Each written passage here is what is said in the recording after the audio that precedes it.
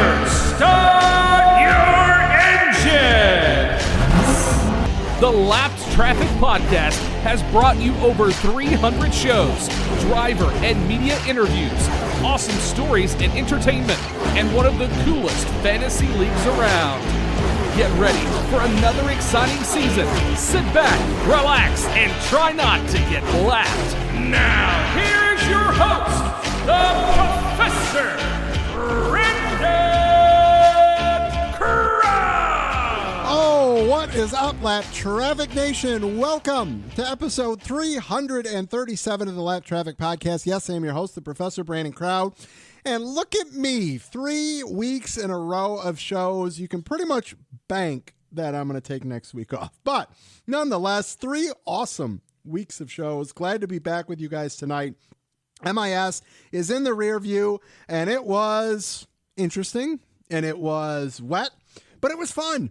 Got to meet up with some awesome people and folks. The Haglins, who play in the Fantasy League, the Rivettas, met a couple other new fans. Also got to catch up with Dustin Albino from J-Ski, Eric from the Super Speedway Podcast, Seriously Fast Motorsports, Jeff Glock, Chris Knight, Jeff Striegle, who will be on in just a minute, and a bunch of others. So that was awesome to be able to see people in person.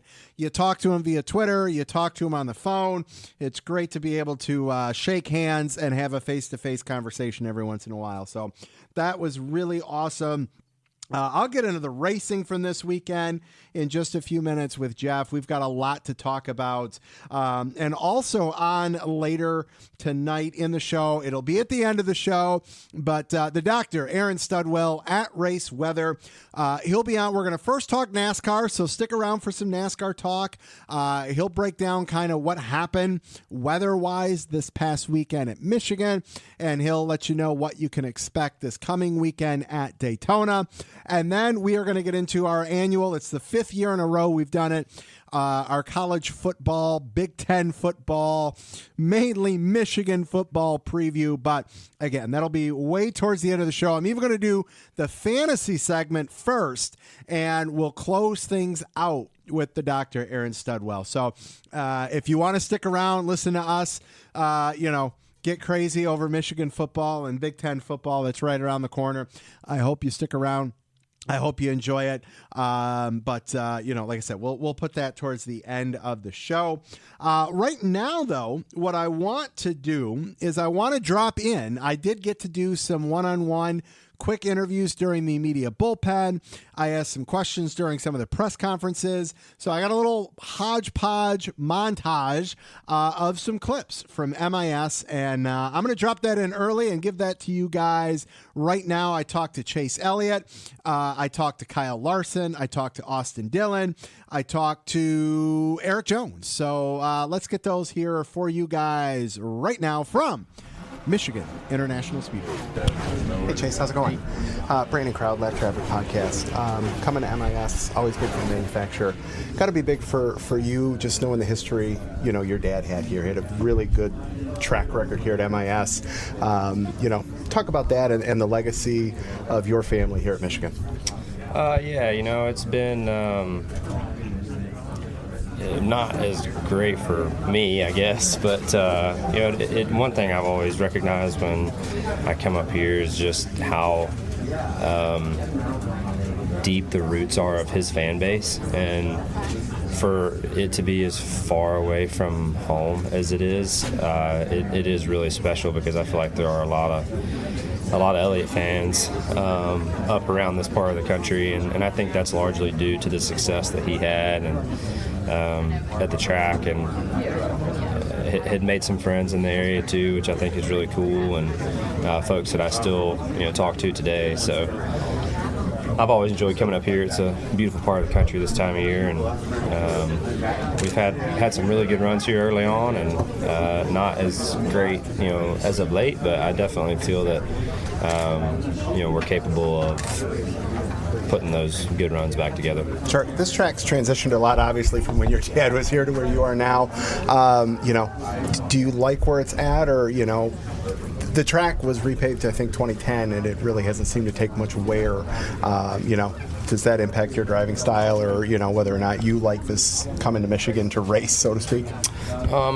Yeah, I never had a chance to race on the old configuration, and that's certainly a bummer because it looked like a lot of fun. And when they did pave it, it just, to your point, it just never aged, and it just still hasn't. Even with the Michigan winners. It's the craziest thing because the winners are ridiculous up here, and these are typically the tracks on the circuit that wear the fastest. And man, I don't know what company they hired to do it, but not on I-75, that's for sure. Yeah, whoever did it.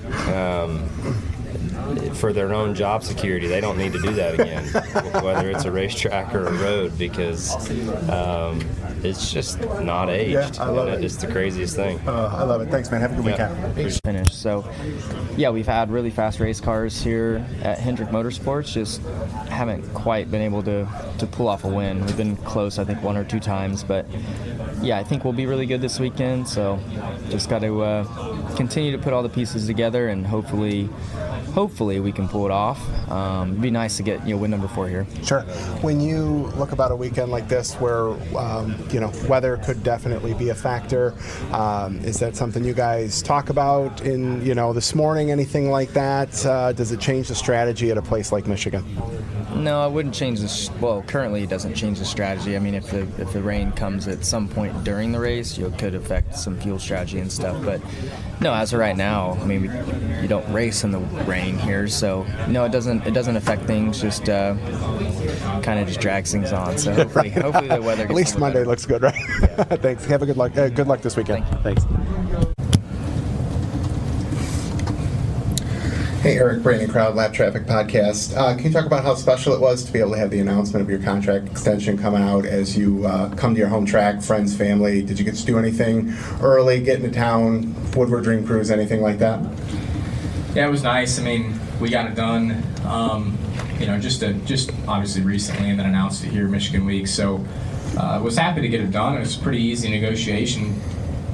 Really, I think Legacy was wanting me back, and I was wanting to go back, and so things went really smooth and really quick. I spent my 2 weeks off up here, so I got to do quite a bit. I went up to the UP and spent a weekend up there with some family, and then chilled out at home at Byron. We've been up here since Tuesday night. No Dream Cruise for me. It's pretty busy down there, but I did get to hit some local spots around home that I like to go, so it's always nice just to spend time here when we can, see friends, see family, and do some things that we all like to do. We'll go to Brandon. And Crowd Lab Traffic Podcast. Austin, we've seen over the last 10 to 15 years sponsorships change from 1 to 2 for an entire season to 15 to 20. What does this mean to you to be able to have this type of longevity from a stress release perspective and not having to worry about attracting additional sponsors, having that type of longevity with Dow? Well, I mean, I think that's why I kicked it off with it, man. The longevity of a partnership is so huge, and the landscape of sports and the way things change from a marketing concepts and people changing. Dow has had a commitment to us from the beginning, and I can't say how special that has been, and created some long-standing relationships that will go after my career is over. So I'm very pumped about having them aboard next year, and it's so exciting to, like I said, be a part of this. And I would just add to that, I think one of the great things on the 3-car is the fact that Austin has had partners for his entire career. So the 3 main partners on the 3-car are Bass Pro Shops, American Ethanol, and Dow, and all of them are 10-plus year partnerships. So he's done a great job at keeping those partners throughout the years. Well, there you have a little montage there. It's always fun. It's intimidating too, because I don't do that every week. So it's in person like that on the spot with the drivers is definitely a little intimidating every once in a while. But glad I was able to get some of those and be able to give that to you guys. That was a lot of fun. All right, we are going to keep things rolling. It's been tradition where the legendary Jeff Striegle does the pre and post MIS show. So let's get Mr. Jeff Striegle back on the line. All right, Lap Traffic Nation, MIS is in the rearview mirror. Joining me on the line, making his 32nd appearance on the show, our annual post-MIS show. Welcome back to the Lap Traffic Podcast, Mr. Jeff Striegle. What's up, sir? How are you? Didn't we just chat? I think we did. Seems like a lot. A lot. Last week, over the weekend, now again. Yes. Yeah, it's good to be back with you after an interesting weekend in the Irish Hills, that's for sure. Absolutely. So let's start with this. Obviously, weather played a factor all weekend for racing. Saturday it was just more of a nuisance. Sunday, obviously, really impacted things to where we had to make another shot at it on a cold but sunny Monday morning / afternoon. I feel bad for the fans, but they still showed up, man, as they always do in the Irish Hills. I hate it for the fans when this happens. I really do. I mean, we had a huge crowd there on Sunday, and we get it. Not everybody is able to just hang out for another day. People got to work. People have school. People have this and that. And while we still had a good crowd, for sure on Monday, that there was an awful lot of people that went home, disappointed, unfulfilled. Some people are looking at it as simply a great weekend that includes racing. And for those people, they're probably fine. But there's also an awful lot of people that go down there wanting to see 400 miles of good NASCAR Cup Series racing. And unfortunately, they came up short. But what is it about Michigan and that weekend and our weather? Because we just don't have that. People are probably thinking, what does it do? Rain in Michigan all the time? No. We're the new Pocono. I don't get it. I mean, every time. I mean, when Michigan puts their schedule out, you just go ahead and start fertilizing your lawn because it's going to rain. I don't know. I hate it. I hate it for the fans. I hate it for Joe Fowler and his team over there because they're trying to put on a good party. And they still do, even though it rains. But, yeah, it was certainly a factor that came into play from the time we got there on Thursday until the time, realistically, until we left there yesterday. Of course, yesterday was perfect. So, yeah, it's unfortunate. Well, and speaking of party, I mean, everybody knows that the MIS infield is a party.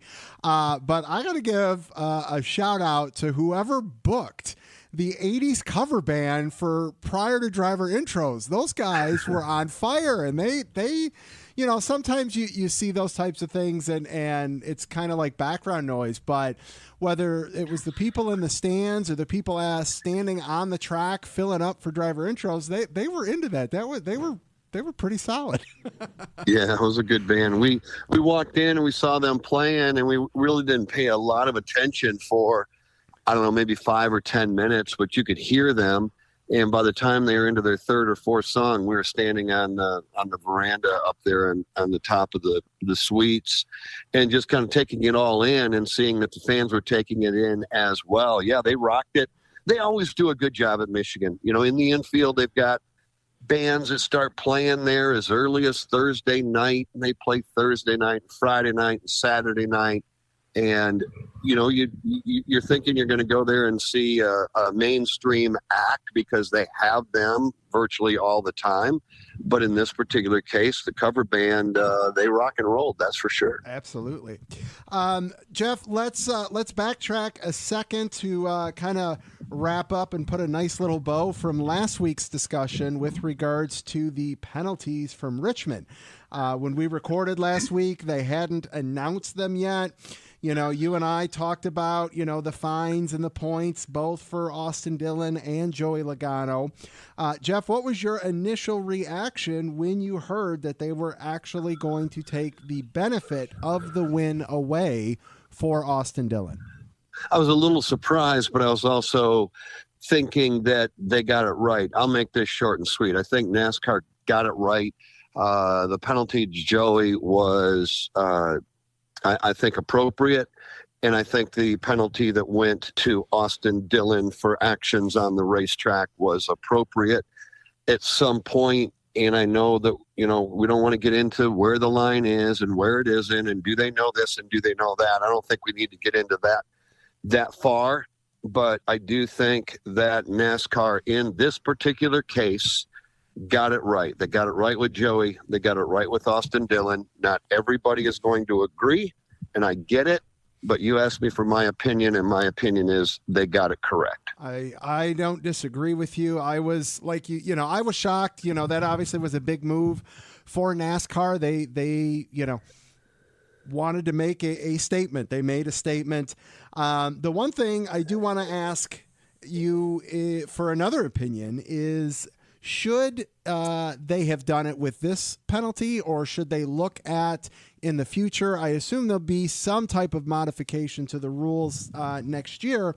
If NASCAR deems something like this necessary again, should the benefit of the win, mainly I'm not even talking about the trophy, but the playoff points, should that have been awarded to second place with taking that away there, do you think? I don't know. I don't know. I haven't put that much thought into it. The challenge that we have, and we talked about this last week, is, it's just not one size fits all. Sure. A bump and run at Martinsville, a bump and run at Daytona, those are two completely different things. I think you have to look at it based on exactly what happens, how it happens, why it happens, when and where it happens. All of those things have to come into play. And I get that there are fans out there that think, all right, well, if you're going to do that, then what about this? Why didn't they do that then? What happens if we move forward? I just don't think you can do that. And I know that frustrates a lot of people. I think you have to look at the circumstances, when it happens, where on the track it happens, how deep into the race it happens, how flagrant it is. And quite honestly, you have to look at the intent. I mean, if the intent is truly to wipe out the leader in order to win, and that doesn't mean you bump and run, it just means you wipe out the leader, I think that just has to be looked at differently. And I know it would be so simple. We use the example of being offsides in Detroit compared to being offsides in Miami. That rule is going to fit no matter where you are. Whether they get it right or wrong, that's another topic. But it just doesn't work in NASCAR. I wish it did. Sure. But it doesn't. And I just don't think that we need to keep going back. A lot of fans keep going back and saying, well, what about this when so-and-so did that to them? They didn't do anything about it. Well, you know what? At some point, you got to say sorry. Apparently, at that point, we didn't feel like it was flagrant enough to provide a penalty. In this particular case, I think most people agree it did. They did what was right.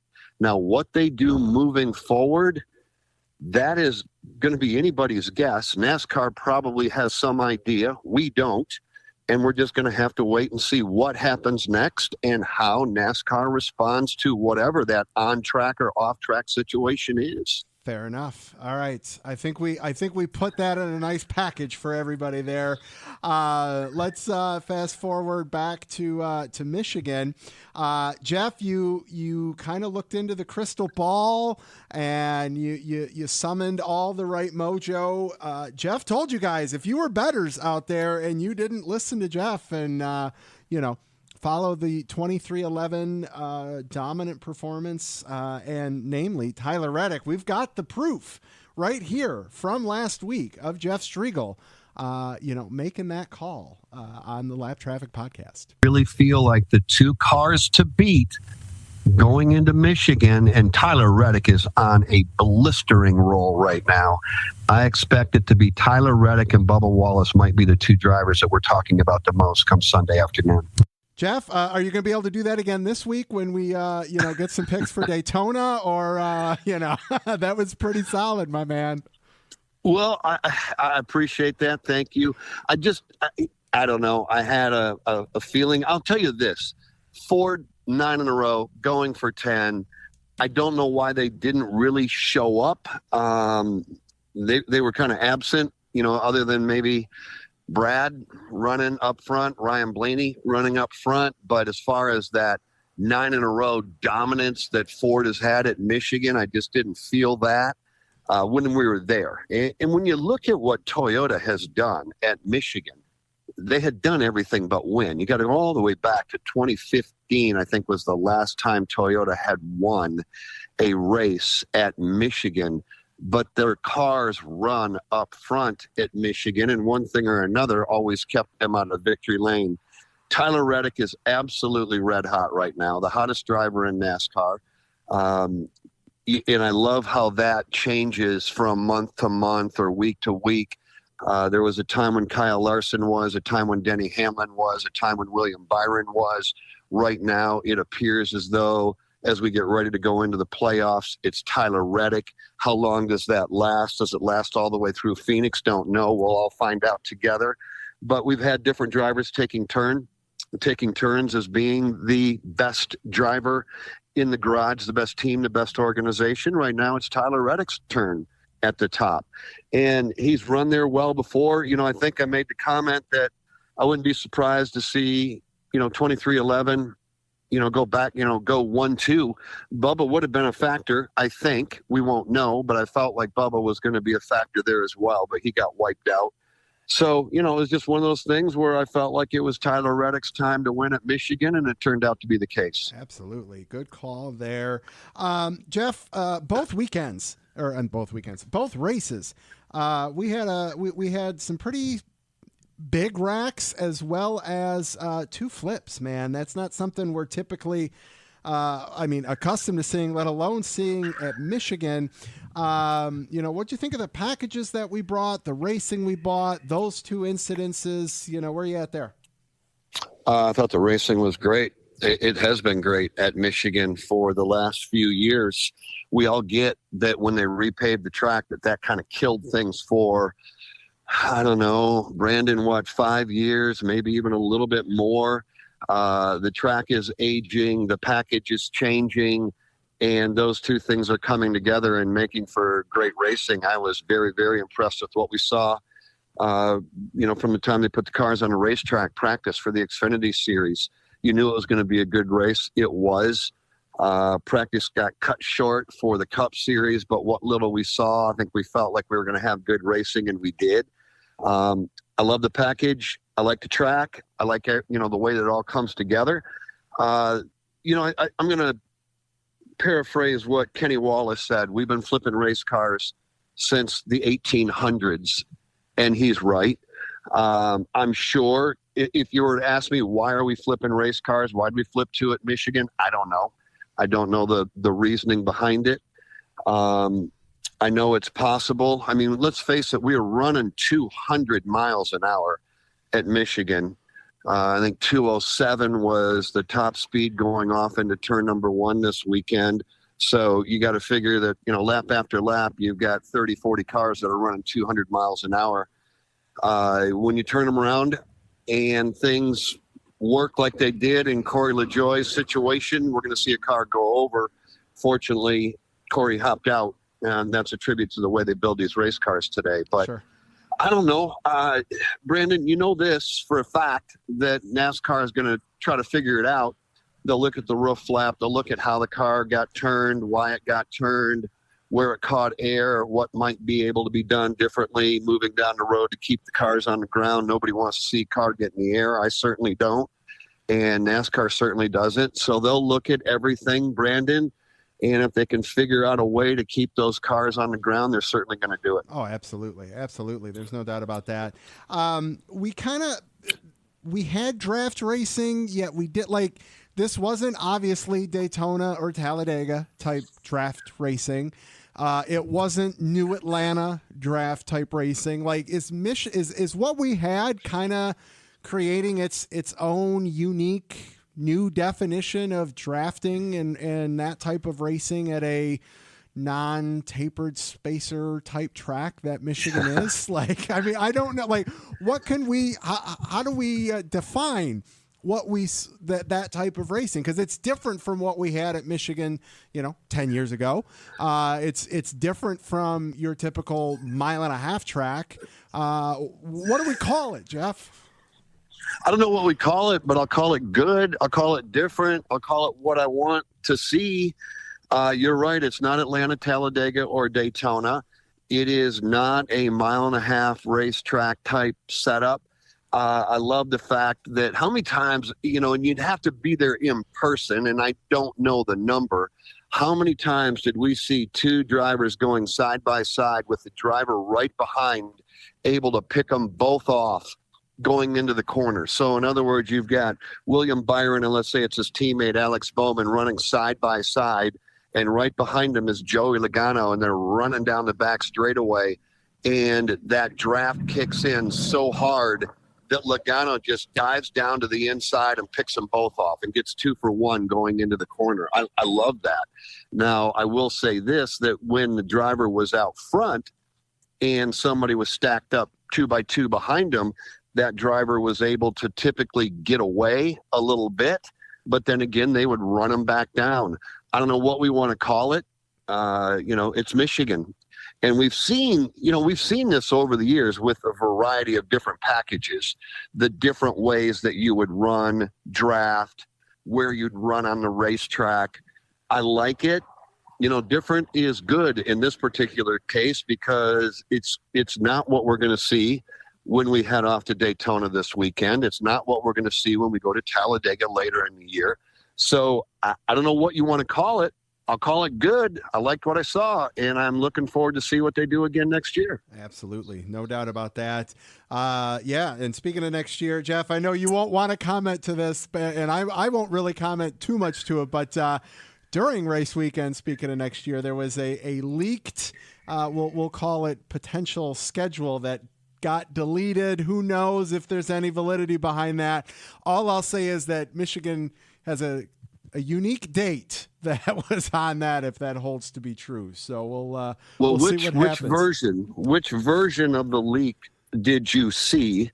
Because there's been several. I mean, obviously, I've seen in the playoffs. I've seen some where Michigan will be in August, some, where Michigan will be in June. That's the one I saw was the June one. Yes. Yeah, back to the Father's Day weekend or right around it. I don't know. You know me. Yes. I don't speculate. I'll speak to it when it comes out and it's official. Yes. Too many times people leak stuff out and it's just not accurate, and people get excited about it or disappointed about it. And it's like, just hold on. Right. Yep. There'll be a time when it comes out, and then we can all break it down and love it or hate it or whatever we want to do. But I just like to see it become official. It's got to come out sooner than later. Right. NASCAR told us back in June that they were a week away from making the release, and here we are getting ready to wrap up August, and we still have yet to see the official schedule. I would guess, if I'm a guessing guy, I just said I don't like to do this, but I will. I would think that within the next week or two, we will see what lies in store for us next year. Absolutely. I'm with you there. Let's see. A couple final notes from Michigan here. Brad Keselowski still looking for that Michigan win after this weekend, even though he was the highest finishing Ford in fifth. Just to kind of piggyback to the type of racing we had, 16 different leaders. That's a lot. In general, that's a lot for Michigan. You go back to early 2000s Michigan racing. We're not talking about 16 different leaders at Michigan. We're talking, maybe a handful. So just, again, a testament to the type of racing, the quality of racing, the excitement with the racing at Michigan, which piggybacks back to the fans that showed up in a great number this past weekend. I thought Brad might pull it off there. He lined up inside row one, I think it was, behind William Byron, and I thought, for sure that he was going to shove William to the lead, which he did. But unfortunately for William and for Brad, those Toyotas on the outside worked together and were able to get Tyler back out front, Tyler Reddick, of course. But I thought, man, oh man, when you looked at it, you had Ty Gibbs. You wanted drama right there at the end. You had Zane Smith up there, Carson Hocevar up there, trying to win for the first time. Okay, that was a long shot, but you also had Ty Gibbs looking for his first ever win. He's going to be aggressive. Yes. You got Brad Keselowski wanting to win badly at Michigan, a place he's yet to win at. He was going to be aggressive. So it's set up perfectly. There were so many great storylines at the end. It didn't disappoint. In the end, it was Tyler Reddick. We'll move on, and Brad's going to have another shot to try to score that one win that we know that he wants badly, and that's at Michigan. He'll have that shot again next year, but he sure comes close. And I don't know if he is more frustrated leaving knowing how close he was, or if he would have been more satisfied going, okay, you know what, we finished 20th and we never had a shot at it anyway, because he certainly did have a shot at that win throughout the day. Had a fast forward, he just couldn't close the deal. Absolutely. Jeff, 2 to go in the regular season, heading to Daytona this weekend for the annual night race there, and then it is off to Darlington. 2 very challenging, 2 very unique races to finish out the regular season where, I know it's cliche, but literally anything can happen at those 2 different types of racetracks there. And we've got an interesting point situation right now. There is literally a 1.1 position difference between 16 and 17 with Ross Chastain and Bubba Wallace. And then that's really it from an actual, hey, who could go make and do things from a points perspective. Kyle Busch in 18th is 103 back. Obviously, if it's not mathematically impossible, it's damn sure near impossible to be able to make up that kind of a points difference in 2 races there. But Kyle had his best performance in a minute this past weekend at Michigan. And anything can happen still with 2 races to go and shaking things up. All of a sudden they found speed with RCR cars, and he's going to need all he can get. Kyle, you're right. Kyle is not going to point his way into racing for a championship. He's got to win at Daytona. He can do that. He's got to win at Darlington. He could do that. But it's going to be that, or he's going to sit out the championship, and that in itself will be a major storyline. You know that somebody's going to come out of Daytona disappointed, maybe more than one. But like you just pointed out, Chastain, Bubba Wallace, they can ill afford to go to Daytona and find themselves involved in a crash. I mean, they've got to finish 500 miles. There's just no doubt. Win, lose, or draw, they need to be running at the end of that race and probably somewhere in the top 10. Someone's going to leave there upset. And then again, you also have, which we can't overlook, if somebody from outside of the top 16 wins, that's going to turn the whole thing upside down as well. Then we go to Darlington, and we'll be talking more about the drivers below the cut line. So, and I wouldn't be surprised if that happens. I mean, Austin Dillon can win there. Kyle Busch can win there. Todd Gilliland, with the help of Michael McDowell, can win there. And there's a number of other drivers that could win there that are not already into the playoffs. And if that happens, then we've got a whole nother storyline that we can look forward to talking about going into Darlington. Absolutely, which I kind of like.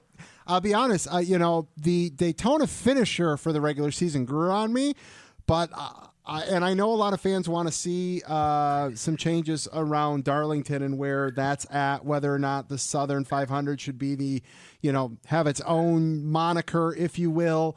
But I like the fact, one, Darlington is that is a driver's track. That's not, just hold it wide open and make laps. That's the drivers are going to go out there and have to go, beating and banging Darlington stripe, right? So we know they're going to do that. And so I love the fact that it's Daytona than Darlington, because it's going to just put that much more emphasis and excitement on that bubble cut line. And I'm ready for the next 2 weeks. I'm excited.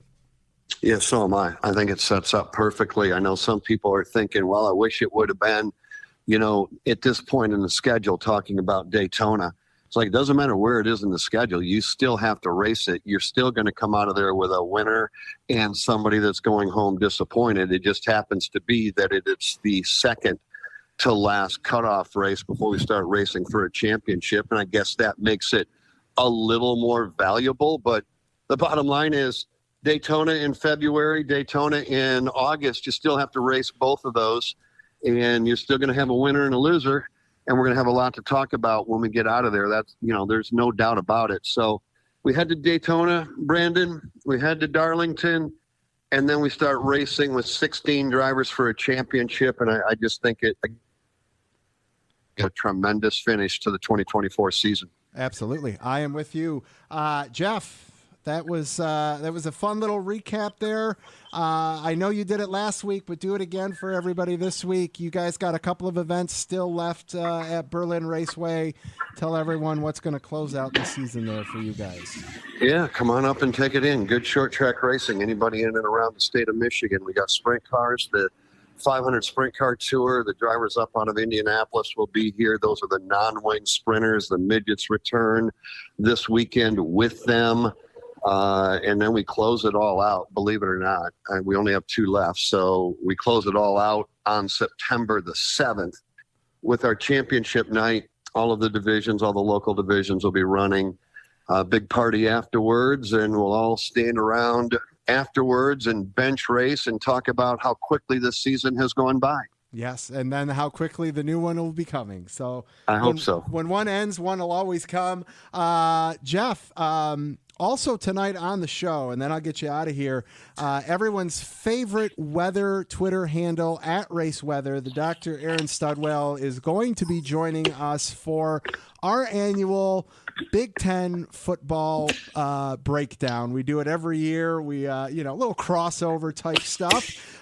Jeff, I know you're a Spartan fan. What are you looking for out of the Spartans this year as college football is right around the corner?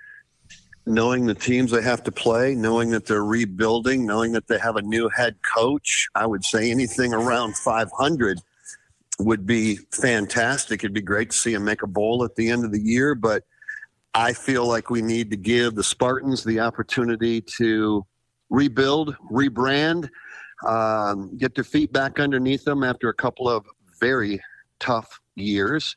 So we'll see what happens with them. By the way, tell the good Dr. Weatherman that we're headed to Daytona and we would prefer sunshine rather than rain. I will pass Can you that pass along. that message on, please? Absolutely. Yes. I will absolutely do that. Alrighty, sir. Man, thank you so much for keeping the pre and post MIS tradition alive and well. I think this is our 6th year doing that, I think. So hence 32 appearances. So thank you as always. I'm sure we'll have you on at least one more time here before this thing's all said and done. Always a pleasure, sir. Great to see you this weekend, and safe travels to Daytona, and we'll catch you soon, brother. All right, buddy. Thanks, Brandon. Have a great day. We'll talk to you soon. Thanks, man. You too. We'll see you. Always great to talk to the legendary Jeff Striegle. All right, let's do a little social media. Everybody, make sure you check out the website, thelaptrafficpodcast.com. TikTok, Twitch, Instagram, Twitter, all at LapTrafficPC. I've got stickers and koozies. I gave a bunch away this weekend, which was awesome. If you want a koozie and some stickers, all you got to do, reach out to me. I'll send them out to you for free. DM me, at me, email me, message me on the website, thelaptrafficpodcast.com, and I will be happy to get them out to you. Okay. Right now, normally we close the show with the Lap Traffic Fantasy. However, because we have a very extended interview with the Dr. Aaron Studwell, we're going to do fantasy right now, and then we will close things out with Aaron. So, with that said, just a reminder, everybody, make sure you get your picks in by 5 o'clock Eastern Standard Time on Thursday. It's a Saturday night race at Daytona, and there are only 2 weeks left to make some movement and make some noise in the Lap Traffic Fantasy League, because once we get our playoff grid, that's it. It's just the playoff drivers, or players, I should say, that need to submit picks. But don't forget, it's an expanded field. We let 24 in, and we drop 12 with the first round. So, but I will tell you that last year, I think someone in 22nd made it to like the round of 8. So the expansion did make a difference. So I'm going to hit you with the standings right now. Top 10, segment 2. Last year's defending champ, Andrew Yu, is in first with 1,068.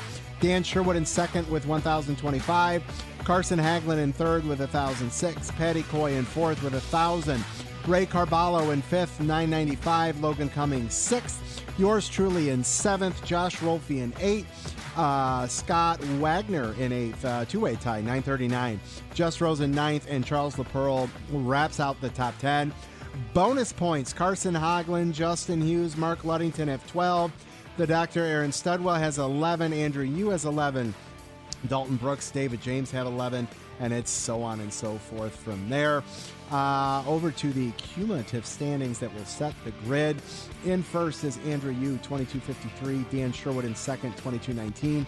Our segment 1 winner, Dalton Brooks, is in third with 2185. Carson Hoagland, Matt Dombrowski, Logan Cummings, yours truly in seventh.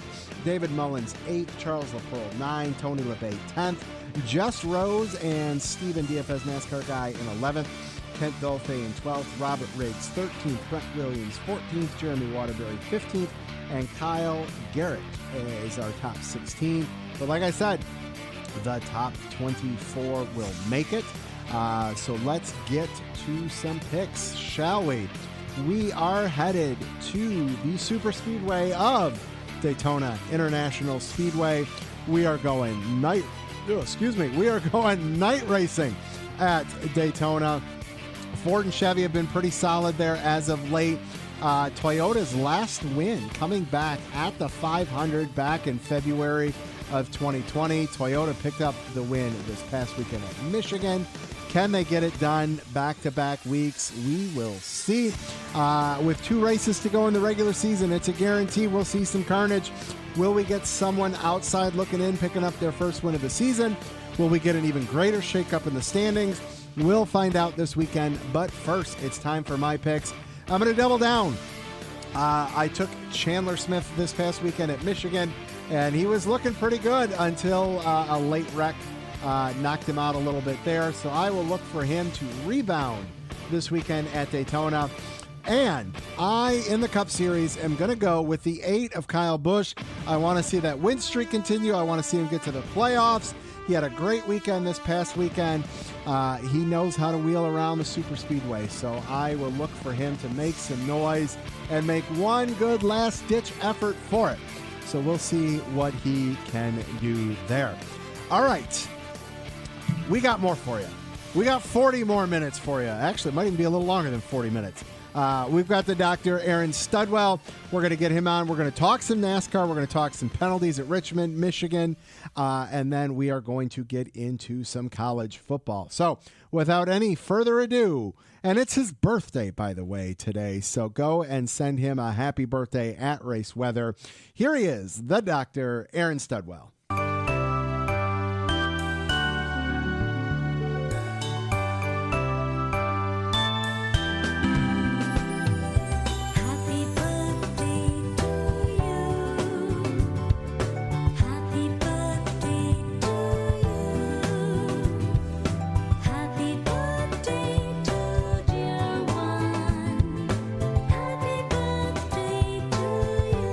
And many more. All right, Lapped Traffic Nation, joining me on the line for his 15th non-weather dedicated appearance. You can follow him on Twitter at RaceWeather. Long overdue. Welcome back to the Lapped Traffic Podcast, the Dr. Aaron Studwell. What's up, sir? How are you? I'm doing well. I appreciate the kind words. 29 plus shipping and handling. It's a pretty hefty shipping and handling, I'm guessing. Yeah, I know. You're gonna double it up on the shipping and handling. 58 today. I'll own it. Excellent. Happy birthday, sir. You don't look 58. You definitely do not look 58. I try not to act 58 too, unless when I'm walking long distances. And then it's not your reason. It's the body just takes over and forces you to. Yeah, to act that way. I wish I knew what was going on. But you know what? Just embrace every day. Absolutely. Love my friends, love my family. Blessed to have you as one of my best friends. So thank you, sir. Life is good. Back at you. Yes. We have a lot to talk about. It is our annual tradition, late August, early September, depending on when kickoff is, to do our I'll call it the Big Ten college football, but it ends up being the Michigan preview for the year, which, this is at the end of the show. we're going to talk a little NASCAR first, and then if everybody wants to trail off because they don't want to listen to us, fanboy over Michigan football, I get it. But if you also want to make fun of us fanboying over Michigan football, you'll enjoy the conversation. So yeah, and it's a bit of a different outlook than we've had in the past couple of years. It is, and I'm excited to get into that. But we'll set that teaser. But let's talk a little NASCAR, a little racing. I'd love to get your thoughts on the conclusion of Richmond and what you were thinking penalties might be versus what they actually were. Where's the doctor at, as we came out of Richmond? I rarely scream during a race. I'm a pretty low-key watcher. I'm not rooting for any one particular driver, but I screamed at the TV when I saw that. That was just barreling in. It was not a racing move. I was stunned. Penalty-wise, the only thing I might have done different, I knew going in, let's just start it with this. I knew going in they were not going to vacate the win. However, I thought, I forgot about the encumbered win. I forgot about the encumberments, which are different than accoutrements. Yes. Yeah. Which I thought, that was the best solution in my mind, and that's where I was with it. I kind of wish it was 50 points, not 25. I think in the bigger picture, it may not matter as much. And I thought he had was a $50,000 fine. Yes. Yep. I thought that was about where I was at. I would have said more. I would have thought more points. But yeah, I'm fine with how they worked it out. You're talking won about the Logano race. Or Austin Dillon with Dillon. Okay. Dillon. Yeah. I'll get to Logano in a minute. Yeah. Yeah. But let me do I'm going to do what Jeff Striegle did to me last week as we were going into this without knowing what the penalties were. If we were to take the Denny Hamlin out of the situation, where were you at if it had just been Logano? Same thing. Okay. If Dillon would have won the race on that move, on just wanting, if Logano wasn't in the way, he would have driven straight into the wall. Sure. He wanted to. He was going to prove that 8 tires were better than 4. He was going to knock him out of the way and take the win. Sure. Because what I just thought of is, well, I wonder how frustrated he was because he did not restart well, which is something he has done poorly all season, according to the numbers. Mm-hmm, mm-hmm. He's done very poorly on restarts. He didn't restart well there. He left himself in a position where he needed to win. Yeah, he had long run speed, but not the short. Yeah, and I'm going to go to what a lot of other drivers have said on their podcasts, and I spent a lot of week listening to other podcasts too. It's a product of the system. It's a product of win and you're in. Sure. Where is the line to what I'm going to do to win? Sure. And we've heard drivers say, yeah, I would knock my grandmother out of the way. Right. Yep. That's like you said, very common. I didn't know there were any other podcasts other than the Lap Traffic. I thought we were the one and only, but I guess. Well, I guess I'm when behind. you take when you take 2.5 months off, right? Others got to come and fill in. Somebody's got to fill in that gap. Story. I love that. Very nice. Very nice. So fast forward to Michigan. Weather played a very nasty role all weekend. We had flips. We had some type of drafting style racing. Break down MIS for us from your perspective. I'll go from the racing perspective. I thought the racing was above average. It was engaging. I enjoyed the race. I didn't like the fact it was over 2 days, and we'll get to the why on that in a minute. No, I'm glad I tuned in for yesterday's race, and happy with the winner. And I think NASCAR was a little quick triggered on the Truex caution, considering Cindric had just done the same thing, but maybe 30 laps prior, and there wasn't a caution. Sure. Yep. So there's inconsistencies there. I think NASCAR enjoys green white checkers. They want to manufacture that drama because at that point, Reddick was 2 seconds up, I think, something like that. Yep. And and I'm not saying that they're going to throw a caution for anything, but they were very quick triggered on that one. Yeah. And so they got the green white checker they wanted. There are different strategies. I want to go back to Richmond. I did like having the 2 types of tires. Yes, I thought that was very cool. I'm anxious to see that play out at some other tracks. And they were talking. A couple of the drivers were talking about it in the media center with regards to depending on what NASCAR does, it could get as not saturated. That's not the right word, but it could get to the point to where it wouldn't make a difference in terms of, well, we know if we've got X number of tires at this track that we're going to pick up ground at X, Y, and Z spots on the track or during times of the track. And if everybody does it at the same time, then there's no, that eliminates why they're trying to do it. The one thing I would use the analogy of, kind of like how stage racing became at road courses. We all knew exactly that what was going to happen with 3 laps to go, and so it that's why now we don't have the actual, stage breaks during the ends of stages at the road courses, to try to not make it so obvious as to what everybody's going to do, so as long as NASCAR can manipulate the number of tires and what's available to where it still becomes a guessing game as to, well, what's so-and-so going to do, then I think it's a great, extra layer added to the mix. So I just hope it can stay that way.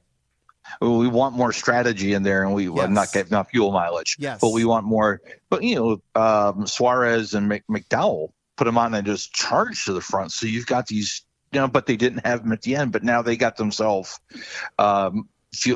position. Right. Could you imagine Bristol? And all right, we're gonna bank on there being a green-white checker, so we're gonna save them for that. Well, what if you're the team that banks on, a third green-white checker, and you're the only team, that's what I want to see. I want to see the only team that's got him, and it's a 15th place driver, and he charges, to the lead. I want to see something like that. He's going to be that driver who had him left, decided to pit under caution. Yep. And now you're going to see him work through the field. So I like where it's going. It's, as with anything new, they're going to be detractors because we've never done it this way before. Sure. Yeah. There's going to be, and it's going to be an evolving process, and but we've both been fans of the sport for so long, I should say, that we've watched it evolve through so many things. Right. We're here. We ain't going nowhere. Yeah. Yes. Well, we're here. Yeah, we're here now. Yes. I just think back in that old car tomorrow with that wing. The wing and the braces. Yeah. All right. So Michigan weather. What was that nasty ass stuff that just hung around? Yeah, area of low pressure moved across the northern part of the state into Ontario like over the weekend, and it just kept pumping moisture in. The moisture was coming in from the north. That's what she said.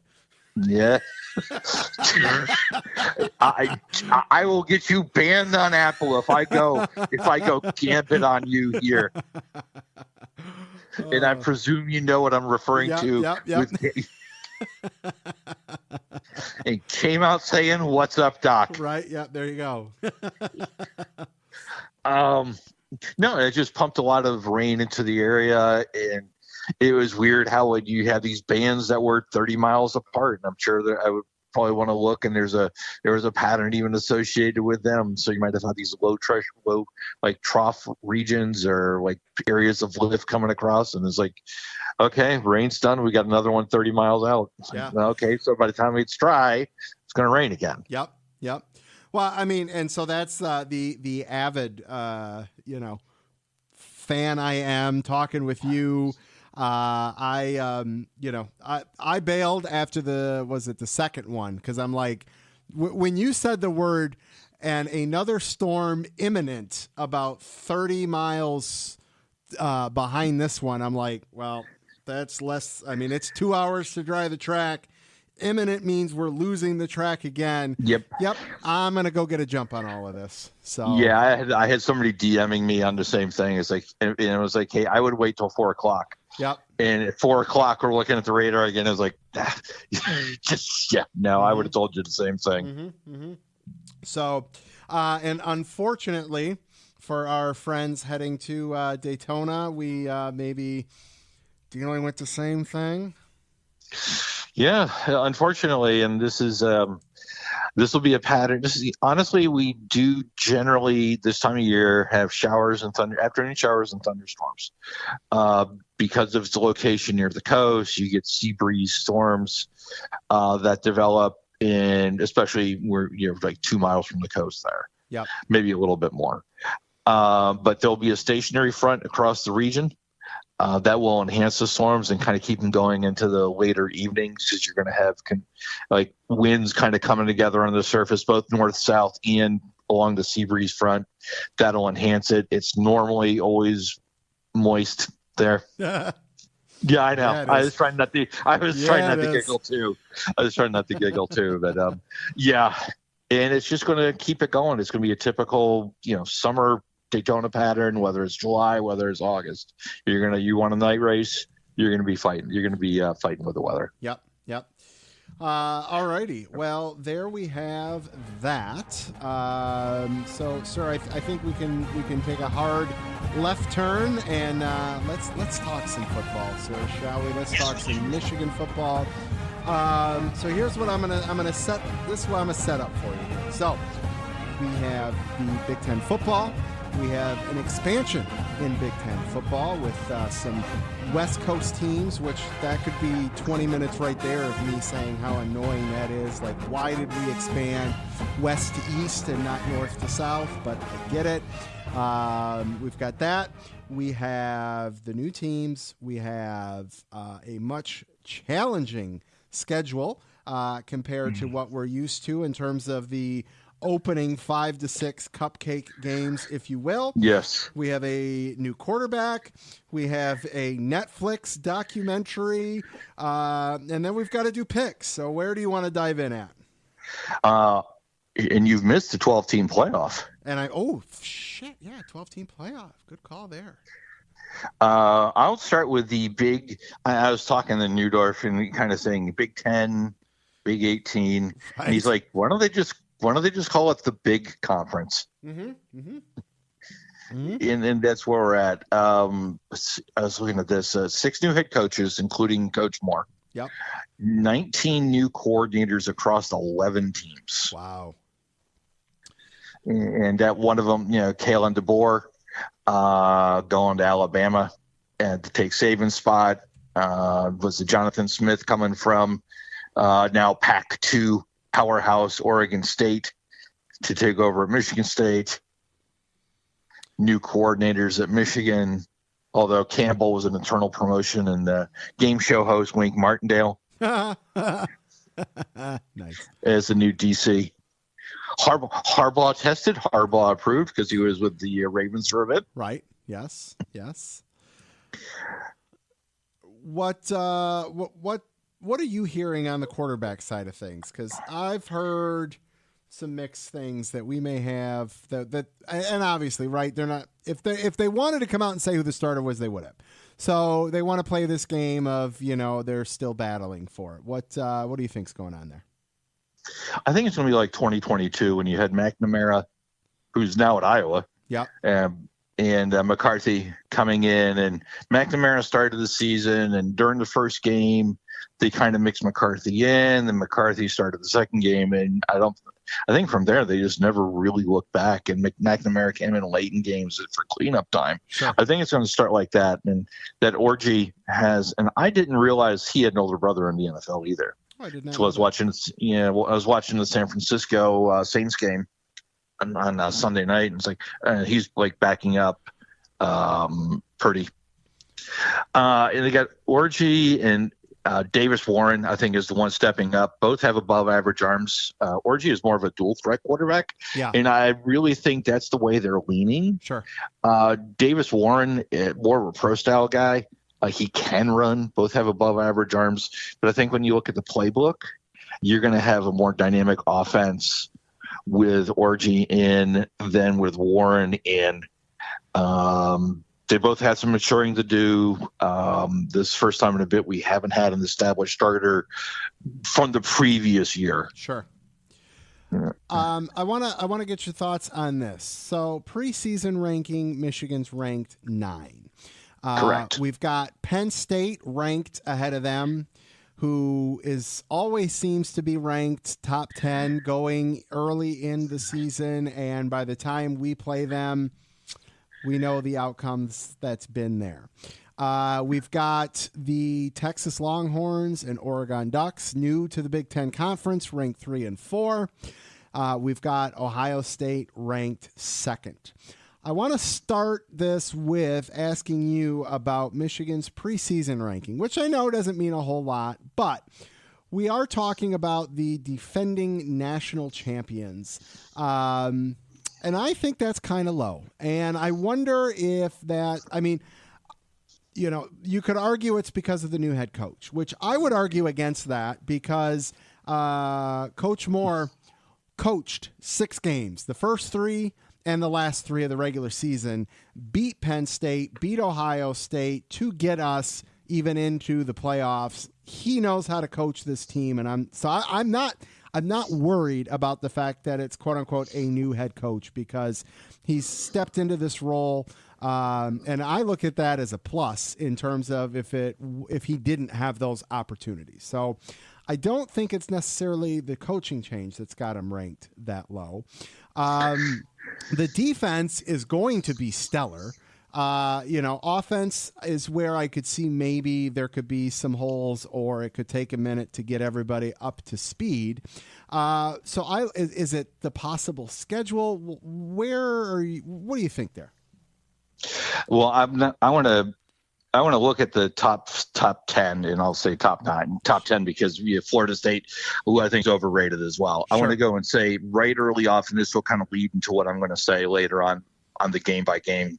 I think Texas is overrated. I think Notre Dame's overrated. Obviously. Not overrated, but overranked. Overranked, yes. I think Penn State's overranked. Yeah. Aller, everybody's waiting. Yeah, this is going to be Aller's year. Well, no, it's supposed to have been. It's just great. It was supposed to be his year the last 2 years, and we never got there. Yeah. Yeah, so I think a lot of Michigan's the questions about Michigan, I want to phrase it that way, are I don't think it's as much about more. I think there's, and this shouldn't be a factor. Maybe sanctions are gonna play into things. Sure. We lost our entire offensive line. Yeah. You lose somebody like Quorum, but you have Warren stepping up. Right. But you don't have a ton of running back depth. You've got that's where the dual threat with Orji. That's why it's like, can we ignore the fact that we're trying to play the game of we don't know yet and know that he's our starting quarterback because of the arm and the dual run threat? Right, but you also don't want to have. But your running game's still going to have to be around Warren and who. You're not going to. I don't want to line up Orji and just say, okay, we may have. I don't want to have more than 10 carries a game. Sure. And some of those will be off script. Yeah. I'm a little concerned about the depth. Well, but we still have Edwards at wide receiver. I mean, Edwards is. Yeah. And I meant Edwards. I meant it, not Warren. Yeah, I meant Edwards. Sorry. Okay. Yeah. Wide receivers, Edwards, but tight end, we're still pretty solid tight end. Loveland is very solid. Yeah. Yes. I think it's just the uncertainty. Sure.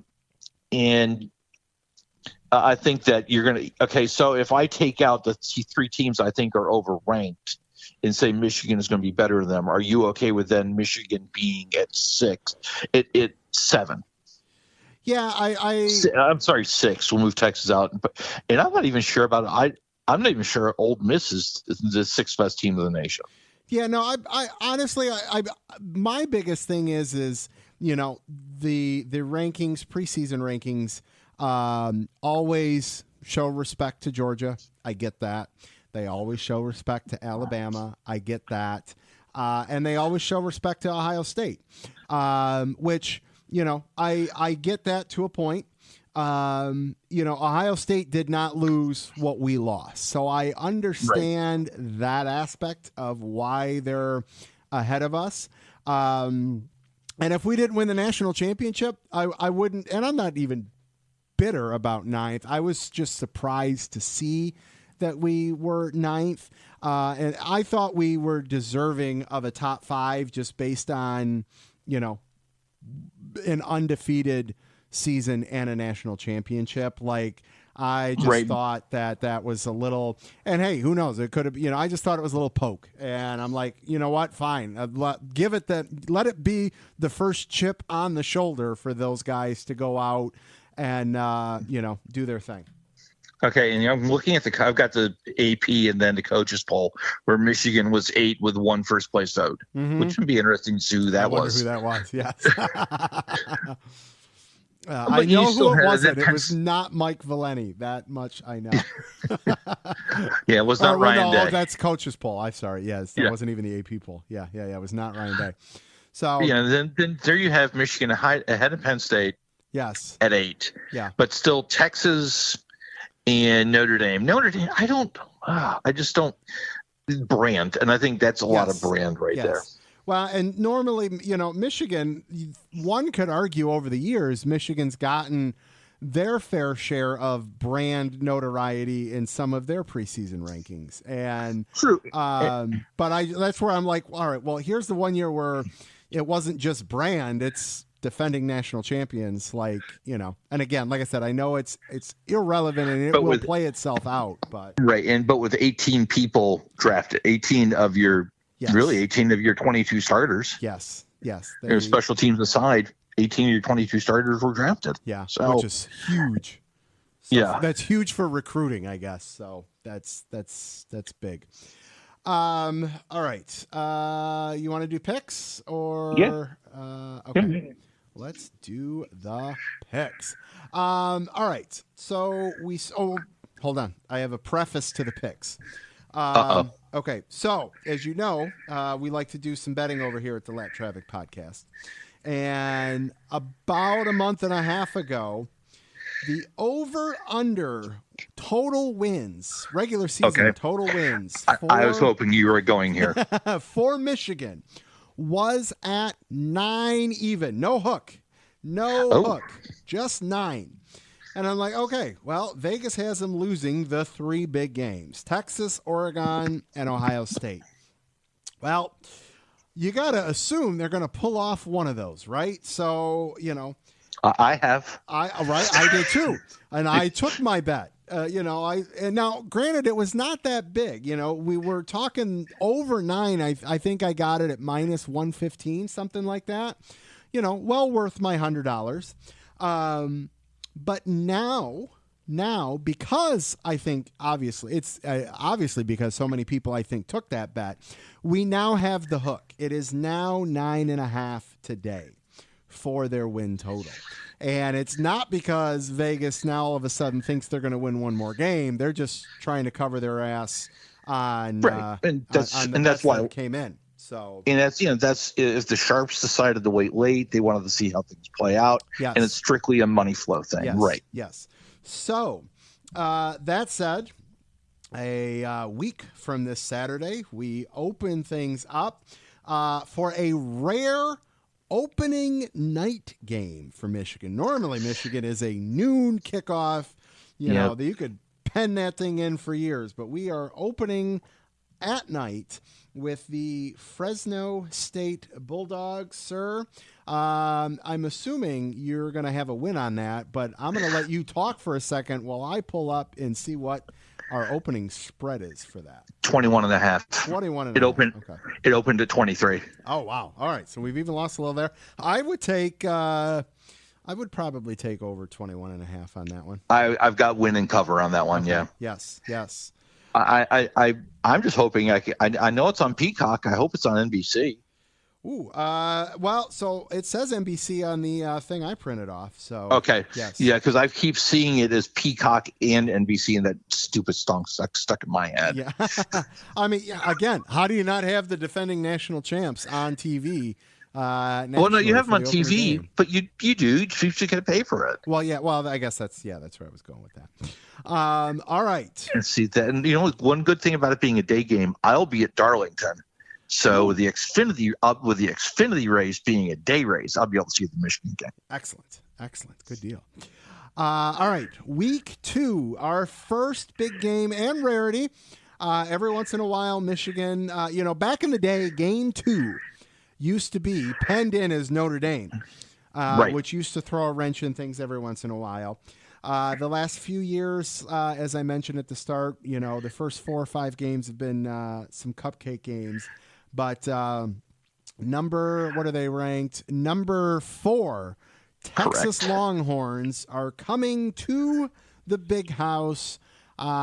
Break this one down for us. And it's funny because I did I'm going to go back to the cupcakes. Mm-hmm. I actually was thinking about that. Yeah, cupcakes. Mm-hmm. I was actually thinking about that because I don't, so many other times it's been 2 teams like this, because the next game we'll cover is Arkansas State and then Fresno State, and then usually a directional Michigan. And it's been a while since they've played Notre Dame and Notre Dame had been ranked, and it's been maybe since the early part of the 2000s that they've had consistently. They would play at Colorado, and Colorado would be ranked. And there was a while they were playing Washington, yep, and Washington was ranked. My first year at Michigan, we played. My first game in the Big House was against number 1 Miami, and we won. Vinny, I believe it was Kozar's quarterback then. Oh, wow. Which okay, dates me. Sure. And now we go to Quinn Ewers. I like we were saying before, I think Texas is overranked. I hate to say overrated because I just not convinced. Maybe this is a little bit of the Aggie in me that they're the real deal this year. They've got talent at quarterback, but they are lacking in some of the other skill positions. Michigan has more questions than I think Texas does, but Texas has questions too. I think the Wolverines win because it's a home game. You put this in Austin, or maybe in like a Jerry Jones World, Texas Stadium, sure, neutral site. Sure. I think Texas wins, but sure, in Ann Arbor, I think this is a Michigan win. So I'm with you, and I'll just piggyback off too. I think the fact that it's the second game of the season, and at Michigan, like you said, at the Big House, I think playing early is going to play to our benefit. Because obviously early games, everyone's going to have some stuff they're still working out. Right. And I think Michigan does that better second half than a lot of other places. So if adjustments need to be made, I think we will, with the 12th man playing the role to help us there. What do you think the spread opens at on this one? And I was looking, you're saying early game. It's also a noon start, which is 11 for them. Yes. So, and there's a little bit of travel involved. Honestly, I think the way the public perception is going to be, I think Texas is going to open between 1.5 and 2.5 favorites. Because, they have a similar opening game, right? They're playing at home. Colorado State, the spread on that one's 35.5, right? I mean, at once, Michigan's, you said, was what, 21.5? You get over and it opened at 23. Anything over 20, it's obviously where that game is going. So, very similar first games, and they got to travel first. And they're coming to the Big House. I don't know if Texas has even played at the Big. That is the intimidation factor helps us, I feel like. So I agree. I am going to go with you on the win on that one. Game number 3 at the Big House, Arkansas State Red Wolves. Okay, hold up real quick. Yes. I did find it. Texas is currently a 3.5 point favorite. Ooh, they already have an early line. Yes. Okay. You can get 4 in a couple places. Okay. as a favorite. So they're coming to the Big House as a favorite. Okay, obviously. Right. Well, I mean, that'd be consistent with the rankings and public perception, sure, and how the early money is going to flow. And but that's really kind of honest, that may just be Texas. It's Texas money coming in big. People wanting to bet early. You don't know you don't know who's starting. Yep. Who's going to be starting or who's going to be hurt. So. Yep. I get that. All right. Arkansas State Red Wolves win. Yes. Easy there. Just kind of USC Trojans. That could be an interesting one. I didn't realize they had one of the worst defenses. I guess when you look at the scoring and how much Caleb Williams had to throw it last year, they were ranked like 115, 120 in D1 defenses. Wow. Oh wow. Okay. New defensive coordinator, but he came over from UCLA. This is USC's first Big Ten game. Traveling to the Big House. I see it as a Michigan win. Absolutely. Yes. I think we're going to have a trend here for the next few games. Yes. The Golden Gophers make their way to the Big House for the first time in a minute. Yeah. Can you believe this is Fleck's 8th season? No, it does not seem like that. I would have said magical 5th. Western year was that long ago. Yeah, that's a great point. Minnesota relies on the run and stopping the run. Passing game is thin sauce. Passing defense is thin sauce. Michigan wins. That puts them at 5-0. Excellent. Yes. October 5th, the Washington Huskies, who we beat for the national championship, are coming. Or no, we're going to them. First away game all season, week 6, October. Yes. That's true Michigan football right there. 5 home games in a row. There's no doubt about that. You want to play? You're coming to our place. Yes. We'll write you a check. Yes. Arkansas State will write you a check. Right. Absolutely. Yes. So first road game at at who we beat for the national championship. Yes. New head coach, DeBoer, like I said earlier, to Bama. Jed Fish up from Arizona. They lost. I had to look this one up because I knew they lost a bunch of players in the pool. 30. Lost 30 players in the portal. Wow. Familiar name, defensive coordinator, Belichick. Yeah. This is, if you say you can go to one regular season game this year, I would go to this one. Oh yeah. Just for the venue. Sure. And a Michigan win. Oh, yeah. Oh, I agree there. Michigan win, no doubt about that. Yes. Okay. We are back-to-back. Well, no, we've got our bye week after that. Yes. But back-to-back road games. We are going to the Fighting Illini, to where in my quick mind and mental notes, Michigan has 2 very long win streaks. And since Purdue's not on the schedule this year, well, it's not even Purdue. We have, I think we are like, and I'll look this up. I'll let you talk for a second.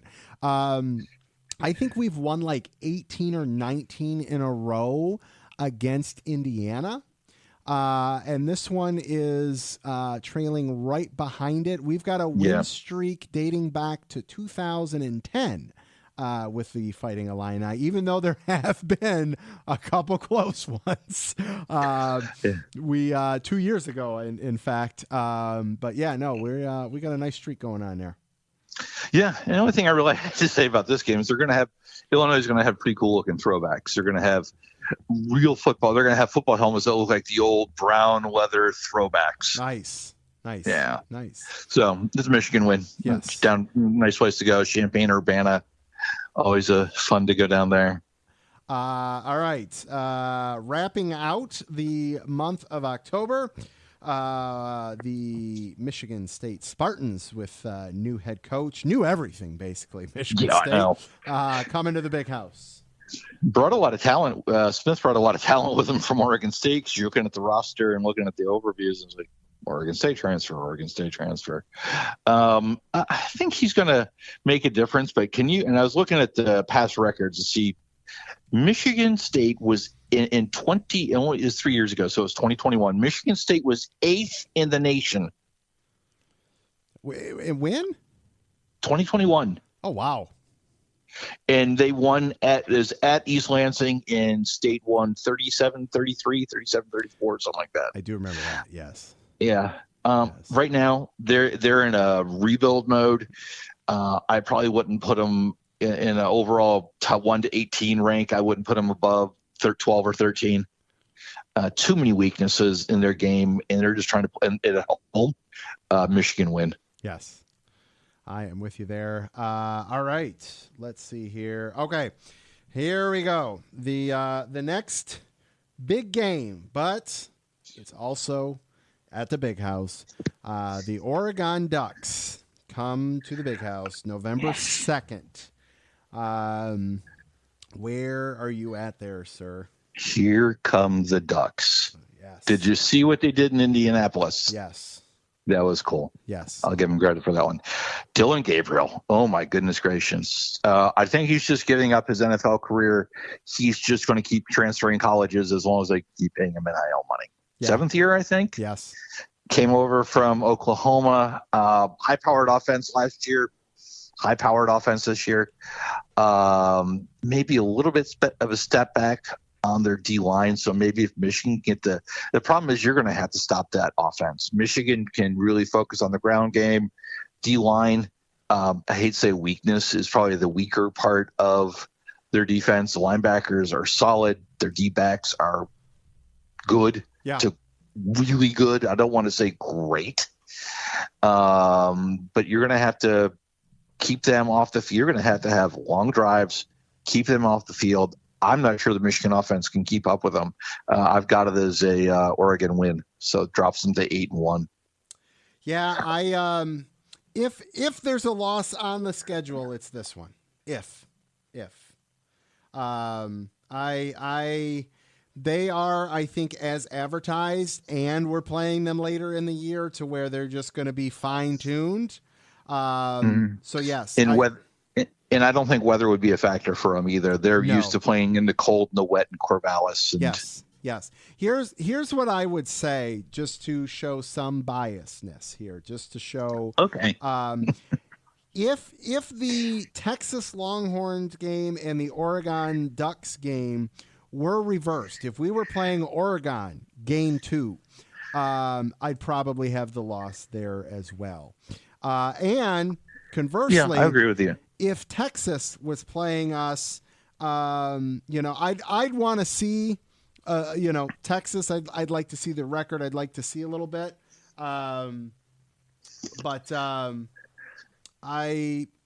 Texas. If we were playing them later in the year, if they end up being what they are, I may put the L there too. But yes, I will say if there's a loss, it's against the Ducks, November 2nd. Agreed. All right. We've got 2 cupcake games in the middle here. All I have is both. I have at Indiana. Here are my notes. At Indiana, ampersand Northwestern dash both wins 10-1. Yes. Okay. We're in agreement there. Yep. And so now we're on the road to close it out. We have won 3 in a row against the team down south. And this is where, if we did take that loss to Oregon, that I think Michigan's got a massive chip on their shoulder. I think, obviously, if they're 9-0 going into that game, right? Is that 9 wins or what? One? For Michigan would be 10-1, and so Ohio State would be if they go in 11-0, which they may not. They may not. They've got to go to Oregon themselves. Yes, right. That could be our saving grace to where we could be playing each other as a one-loss team. That could be the difference of a home playoff game for the playoff expansion that we did not get to talk about yet. So, yes. And this is where I think Michigan will play with the chip from the potential loss. They want to define that, okay, yes, we beat you 3 times and 2 of them were at the Big House. I will put this as and I know a lot of people will call me the homer, but hey, I can do that on my own show. I will put the W at Ohio State, and if Brad Yunker's listening, I'll expect an appropriate text message. You may just change my mind. Is the two biggest questions I have about Ohio State. They're out there, running back, wide receiver talent. I mean, you lose Marvin Harrison Jr., but you've got talented guys stepping in. Running game is solid, line solid, defense is good to above average in positional rankings. The two downsides I see, if Will Howard is still the starter, then you brought in K-State's second-string quarterback to be your starter. Will Howard was not going to be the starter this year at Kansas State. Sure. So he goes to Ohio State and is now the starter there. And then Ryan Day's mentor, Chip Kelly's your OC. I honestly, my note here on Chip Kelly is I think the game has passed him by. He was 35-34 at UCLA as their head coach. He doesn't show me anything. I think that he's outmoded for the game. They have an elite defense, though. I think I want to go with what I still have here, and I'll be happy if I'm wrong. I say Michigan keeps it close. I think Ohio State pulls it out in the end. Okay, Ohio State gets the win. All right, let's go. Let's assume that we've got somewhere between a 2 and 3 loss Michigan team. I've got him with 2. You've got him with 1. I don't see him getting. Okay, so your bet, the 9.5, still works. I got him at 10-2. Yes, 11-1 for you. Both should get him in the playoffs. I was listening to. I'll do a quick plug. Channel 84 on Sirius, and they went through the last several years, and people are saying 9-loss teams should get in. They looked at the last maybe 7 years and where the top 9-loss teams were. 9 wins. And it was 9. Yeah, thank you. Top 9-loss teams out. Top 9-win teams were, and it was not in the top 12. Sure. So maybe we are leaning towards you need 10 wins. Yeah. And then we still got a conference championship game to go through too. Well, so here's where I would say that maybe 9 would get in. I would say 9 may get it done depending on the conference. Because of the expansions of the conferences as well. Agreed. You're going to be playing a lot more challenging teams. So if this is last year, 10 wins automatically. This year, maybe 9, just because of the change in the challenging schedules across all of the conferences. Yeah, if I had time, that would be a project. So I would like to see at least because the over-unders are really kind of public perception, but they're set by experts, and they generally don't move a ton. No. Well, and so here, I'll just throw this little wrench in here for you. So Ohio State goes to Oregon October 12th, 2 weeks before we go, or 2 weeks before Oregon comes to us. So, that's obviously going to be a hard-fought game. Who knows who could come out of there. Injuries are going to be playing a role at some point. That's going to be definitely an interesting one there. So, I'm looking at, and then another team we haven't had to mention because we're not playing them, Penn State. Yes. I mean, that opening weekend game. So next weekend at West Virginia is not going to be easy. No.